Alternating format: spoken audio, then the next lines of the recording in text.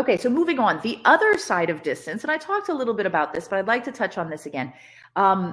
Distance can grow intimacy because when we are together, when we are easily accessible to each other, especially in the early stages of a relationship, we have a tendency to spend a lot of time together. And a lot of that time is, well, let's admit it, physical, right? And while physical is really amazing, especially in kink and power exchange, and it's super hot and sexy, and it just gets your engines running, and that NRE, new relationship energy, for those that don't know those letters, is through the roof, right? When you have that, sometimes you miss out on the actual building blocks of a relationship, the intimacy aspect of it. That NRE stuff, that shit is potent.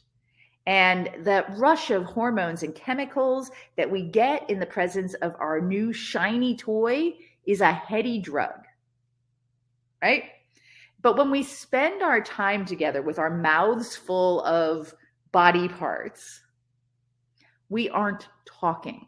We aren't exchanging information about each other. We aren't learning each other mentally and emotionally.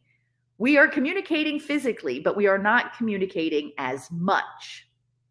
And so sometimes being close to each other in person, we use sex to replace intimacy. And we talked a little bit about that this morning in the sensual touch talk that will be, the replay will be posted tomorrow at datingkinky.com/kinkmas if you missed it, or if you want to go over it again.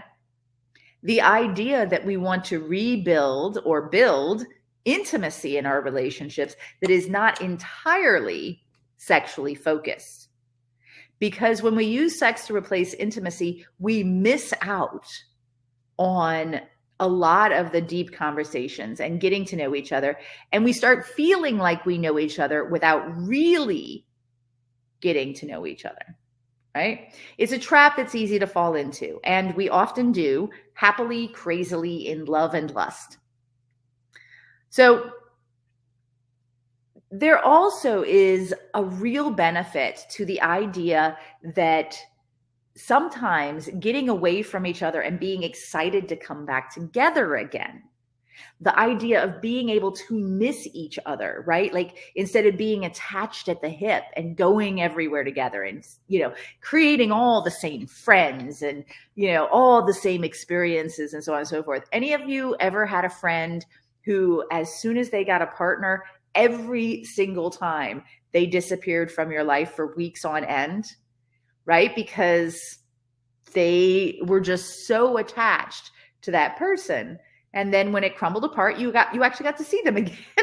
Like, hey, yeah, where you been? Oh yeah, you've been getting fucked. Which, don't get me wrong, I love prioritizing new relationship energy, but it can be overwhelmingly obsessive.